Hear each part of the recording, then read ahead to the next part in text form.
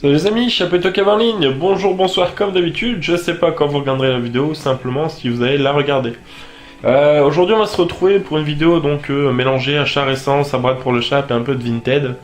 Donc voilà les quelques vidéos que vous allez avoir, là en fait ce sera pas en facecam, voilà pour une fois, et donc je pourrais présenter un petit peu mieux en voyant vraiment ce que ça donne au niveau des items. Voilà, donc on se retrouvera en visu une prochaine fois les amis, n'hésitez pas à commenter, liker comme d'hab. Allez, joignez un Nift, ciao. Voilà, on se retrouve et toqué donc pour une nouvelle vidéo achat récent. Donc ce sera du DVD, du braderie et également du Vinted. Donc une figurine excellente et plein de DVD. Avec plein d'horreurs, exactement 6. On va commencer sans plus tarder avec, on va dire, les films un peu mélangés, quoi. Alors le premier...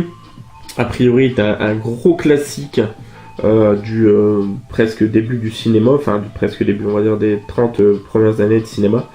3 nominations aux Oscars en 1955, révolutionnaire controversé dans son traitement de la dépendance aux drogues. Bien décidé à ne plus se droguer, Frankie Machine voudrait devenir musicien de jazz. Mais Zosh, son épouse, préfère qu'il gagne sa vie comme croupier dans le tripot de Schwiefka. Bientôt les dettes s'accumulent et Frankie, qui se drogue de nouveau, est accusé du meurtre d'un dealer. Ça s'appelle The Man with the Golden Arm, c'est de Otto Preminger. Ça s'appelle L'homme au bras d'or. Donc voilà, donc très content d'avoir pu choper ça. 9 sous Blitzer, voilà, donc à 50 centimes pièce. Donc assez cool. Voilà, par moment j'aime bien regarder ce genre de vieux films, vraiment. Pour revenir un peu, pas aux origines, mais presque quoi. Donc ensuite, on passe totalement sur un autre genre. On va passer sur du cultissime aussi, mais plus années 90 ou 92 exactement, je crois. Voilà, Dolph Lundgren, Jean-Claude Van Damme, film de Roland Emmerich. Donc, pareil, celui-ci, ça faisait un petit moment que je regardais. Alors, je le cherchais sans trop le chercher, mais je m'étais dit si je tombe dessus, bien évidemment, je le prendrais. C'est chose faite, donc assez content, surtout qu'on tombe généralement sur ces suites, mais pas sur le premier. Trêve de blabla, je parlais du Universal Soldier. Donc voilà, assez content, donc je crois qu'il y a 4 ou 5 suites au moins, vraiment à minima. Donc voilà, celui-ci, il n'y a pas énorme de Van Damme que j'aime beaucoup, j'aime bien le Street Fighter, j'aime bien le Kickboxer, j'ai même jamais vu Bloodsport, vous avouerez. Mais celui-ci, voilà, je le trouve plutôt cool aussi, donc très représentatif de l'époque, je trouve. Hop. Ensuite, cultissime, voilà, ciné Disney Family au niveau de la collection, Bill Paxton, Charlize Theron, un gros gorille, vraiment un très très gros gorille.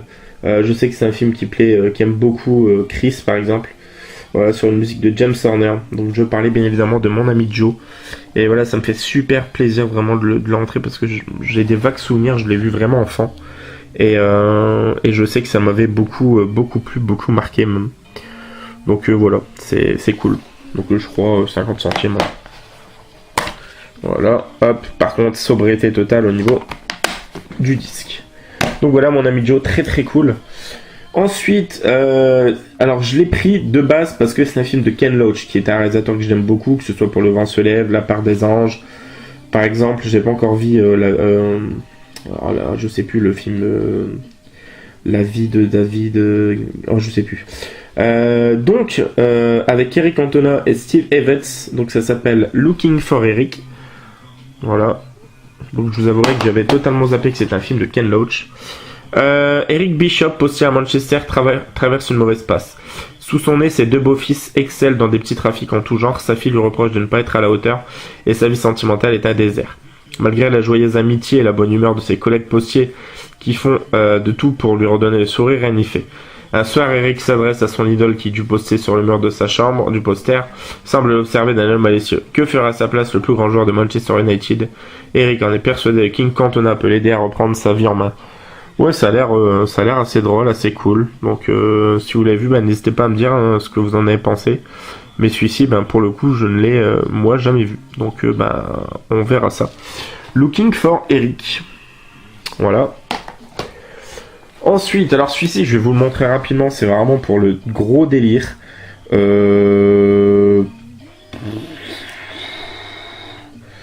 pense que je vais vous montrer que la tranche parce que sinon ça va poser des gros problèmes. Donc en fait, c'est tellement pas le genre de DVD qu'on s'attend à tomber en vide-grenier. Il y a quelques années, le Nord-Pas-de-Calais a été super mis en avant pour un film de Danny Boone qui s'appelait Bienvenue chez les Ch'tis, donc qui a fait vraiment sensation et qui a été exporté dans un nombre de pays incalculable. Bah, comme tout gros film, comme les blockbusters américains, voilà, qui dit gros film comme ça dit forcément parodie pornographique. Et Bienvenue chez les Ch'tis n'a pas manqué à l'appel. Hein. Ça s'est sobrement transformé en Bienvenue chez les Ch'tis de coquine. Donc voilà, juste pour vous montrer la tranche. Si vous voulez voir des visuels pour bien rigoler, tapez-le sur Google, au moins j'aurai pas de problème quelconque avec YouTube. Et voilà, donc Bienvenue chez les Ch'tis de coquine. Donc voilà, ça m'a fait beaucoup rire. C'était à 50 centimes, j'ai dit vraiment pour le délire, on va le prendre. Voilà. Ensuite, le suivant, on va repasser sur des choses beaucoup plus sérieuses. Chopé chez Noz tout récemment pour 2,99€, donc c'est un Blu-ray. Un film de Philippe Broca avec Jean-Paul Belmondo et Ursula Andress. Donc ça s'appelle Les Tribulations d'un Chinois en Chine. Donc j'en avais beaucoup entendu tomber dessus. Voilà, semble s'ennuyer mais se retrouve ruiné sur un coup du destin. Son percepteur lui conseille de prendre une assurance vie au profit de sa fiancée et de lui-même. Arthur va être victime de nombreuses tentatives de meurtre et en oublie sa déprime. Donc voilà, cool, on verra ce que ça vaut. Hop. Bien évidemment, ceux qui l'ont vu, n'hésitez pas à me dire ce qu'il en est. Donc voilà, juste encore pour le délire, dans le Nord, on nous appelle les biloutes, et donc forcément, par rapport au film, la phrase d'en-tête, c'est quoi? C'est sortez vos biloutes. Voilà. Quand les réalisateurs, même de ce genre de films, sont pleins d'idées, hein, ça donne des trucs assez drôles.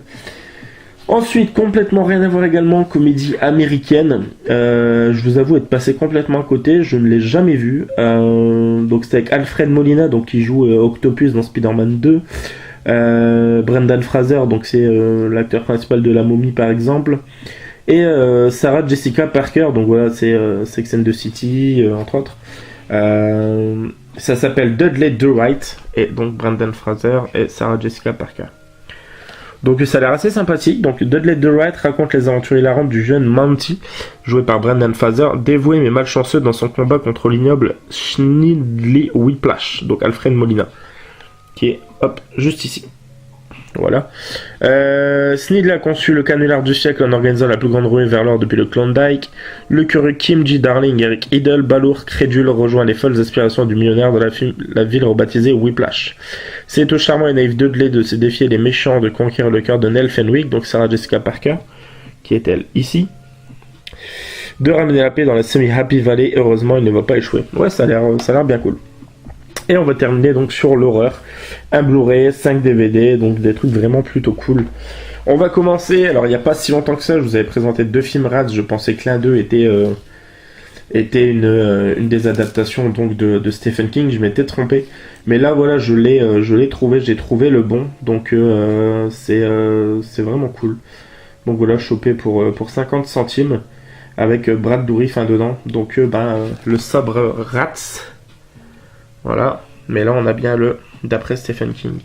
Et je sais que le titre espagnol ça s'appelle La Fossa Común, je crois, et c'est la jaquette là, donc ça me confirme que c'est bien ça. Donc cool, c'est chez Blueprint, donc j'espère que c'est quand même le bon film. On verra ça, on verra la surprise. En tout cas la jaquette est bête de stylé, je trouve. Voilà, les bébêtes font bien peur. Voilà, Rats. Ensuite, le second volume d'un DVD que j'avais donc le 1. Donc Scream Show Dead Time Stories, donc présentation de George Romero. Donc là c'est le volume 2, c'est celui qui me manquait. Et initialement il était à 4€, mais c'était donc à 1€. Donc c'est cool. Donc voilà, hop. Scream Show 2, lorsque vos cauchemars les plus terrifiants se concrétisent. Et donc c'est 3 mini-sketchs en fait, on va dire, pour une durée totale d'1h37. Donc voilà, c'est dans la veine des Creep Show, des Master of Horror, voilà, donc vraiment cool. Et ça fait super plaisir donc de rentrer le volume 2. Donc voilà, on a trois fonds, on a Au fond de la gorge. Alors ça n'a rien à voir avec le film que je vous ai présenté avant, là c'est vraiment une histoire de spéléologie, hein. Voilà. Cauchemar, Sabbath Hill et Poussière. Donc voilà. Cool, et il me le manquait, ça faisait un moment, donc sympa. Scream Show 2. Ensuite, chopé pour 1,99€, oui c'est ça, chez Noz, dans la collection After Dark Originals, chez Atypic Videos, voilà, donc ça s'appelle Fertile Ground. Ça a l'air d'être un croisement entre films de cannibales et de zombies, peut-être un peu, je sais pas trop. Donc voilà, Fertile Ground, je sais qu'il y a quelques personnes qui l'ont rentré. Alors on m'a dit beaucoup que les After Dark Originals souvent sont gages de très très mauvaise qualité. Bon, on verra ça à l'occasion. Donc, toujours est-il que pour ce prix-là, ça rejoint la petite collecte Blu-ray Horreur. Ensuite, Le Sevant, c'est une vraie curiosité. C'est un film de Paco Plaza. Donc, jusque-là, ça me dit rien. Déjà, le titre m'a beaucoup intrigué. Donc, Les Enfants d'Abraham. On voit qu'il y a un côté passion du Christ, un petit peu ce que vous voulez. Donc, la réussite passe par certains sacrifices. Voilà. Donc ça se présente comme ça. C'est un digipack. Donc voilà, on a une image du film, on a le DVD, les bonus, le verso, donc les chapitres. Et donc, le résumé, ça donne ça. Daniela cherche à comprendre pourquoi son père qu'elle adorait s'est suicidé. En reconstituant les derniers jours de sa vie, elle espère trouver un indice qui pourrait l'aider à comprendre ce geste qui a brisé son existence. Ses recherches lui font découvrir un homme radicalement différent de celui qu'elle aimait et admirait. Les souvenirs de son père, un être qui, selon les apparences, avait consacré sa vie au bonheur et au bien-être de sa fille, sont peu en peu remplacés par la réalité tout autre, celle d'un homme cruel et dangereux. Elle va progressivement perdre son innocence, ouvrir les yeux et se réveiller dans un monde sombre et corrompu où s'entrelacent religion, intrigue et mort. Donc voilà, on verra ce que ça vaut, mais ma foi, édité chez Whiteside. Je vous avoue que c'était une chose qui m'a poussé à le prendre, hein. En plus que voilà, à 50 centimes pour la découverte, mais surtout quand c'est Whiteside, généralement ça augure du très bon. Ensuite, Cultissime. Alors le réalisateur, je sais plus, Mike Nichols, voilà. Donc avec Jack Nicholson et Michelle Pfeiffer, donc le célébrissime Wolf. Donc, voilà, vraiment content, je ne l'avais pas étonnamment. Donc pareil à 1€. Donc super plaisir, un film de loup-garou mais vraiment excellent. Jack Nicholson génialissime comme dans la plupart de ses rôles, hein. De toute manière c'est un tellement énorme acteur. Un acteur tellement énorme, tellement talentueux. Donc ça c'était l'avant-dernier, du coup le dernier. Film classique hein, de 1966 avec Peter Cushing. Donc ça s'appelle The Island of Terror, donc l'île de la terreur. Donc voilà, c'est également à 1€, donc avec Peter Cushing. Donc des monstres sèment la terreur sur l'île de Petrie au large des côtes irlandaises. 3 scientifiques vont mener leur enquête et découvrir peu à peu l'horrible vérité. Voilà, donc ça a l'air très cool celui-ci en tout cas. Donc voilà. Voilà les amis, c'est terminé pour cette vidéo. J'espère que ça vous aura plu. Quant à nous, on se retrouvera très prochainement. Comme d'habitude, n'hésitez pas à commenter, liker, partager. Ah non, j'oubliais, je devais le présenter en début de vidéo, mais j'ai complètement oublié. Donc non, c'est pas tout à fait terminé. On va terminer avec une figurine d'une licence qui me plaît beaucoup. Film des années 90 alors je crois que c'est Roland Emmerich, avec au casting Jeff Goldblum, Bill Pullman et bien évidemment Will Smith. Donc c'est le film Independence Day. Et en fait, Neka ou Kenner, je sais plus, avait sorti une gamme de jouets. Alors c'est pas un YouTuber que je suis particulièrement, mais il s'appelle Ando Geek et il a présenté toute la gamme des jouets Independence Day, donc les vaisseaux, les petits personnages. Et il avait fini sa vidéo par la dernière figurine qui était en boîte. Bon alors moi je l'ai trouvé mais pas en boîte. Alors sur Vinted, ce qui est assez incroyable. Quand je vais vous la présenter d'avance, je peux vous dire, je pensais que c'était quelque chose qui faisait 10-20 cm. Ça fait 35-37 cm je crois, avec une envergure impressionnante. Voilà, je vais arrêter de parler, je vais vous la montrer, je vais essayer de la présenter du mieux que je peux. Donc c'est l'alien, la reine mère on va dire alien, du film Independence Day, et je la trouve vraiment très stylée. Donc voilà. Déjà la tête qui est super bien fait. Alors j'ai pas encore testé, mais si vous voulez, là on a un petit bouton. En fait à l'arrière on a un interrupteur et un cache-pile, donc il faut mettre des piles, et si vous voulez c'est un détecteur de présence. Et concrètement ce que ça fait, c'est qu'au niveau de sa tête avec le détecteur de présence, voilà, ça s'ouvre. Alors là il y a un petit alien, il faudra que je trouve quelque chose, ou alors je fasse un bricolage ou un montage. Et donc au petit espèce de haut-parleur là, Bah voilà, en fait, ça fait donc du bruit et ça s'ouvre dès qu'on passe le petit doigt sur le trou, la main devant comme ça. Donc voilà, un peu comme dans le film quand Goldblum et Smith sont dans le vaisseau et passent devant l'espèce de détecteur justement qui font que la vitre s'ouvre et que la reine mère les voit un petit peu hors le bouclier. Donc voilà, avec les tentacules et tout, donc hyper stylé. C'est super, super, super objet. Je suis vraiment très content. Donc ça prend de la place, hein, je vous cache pas, de toute façon vous le voyez.